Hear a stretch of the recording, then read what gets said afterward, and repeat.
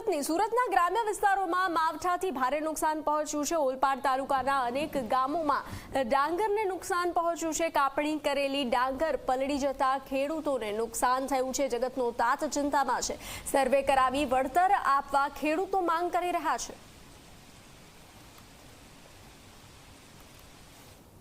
ઓલપાડ તાલુકાના નગોઈ, સોનલાખારા, કુંભારી જેવા ગામોમાં ગઈકાલે રાત્રે 9 વાગે ખૂબ જોરમાં વાવાઝોડા સાથે કમોસમી વરસાદ ખાબક્યો, જેને લીધે જે ખેડૂતોએ ડાંગરની કાપણી કરીને સુકાવા નાખ્યું હતું એને મોટા પાયે નુકસાન થયું છે।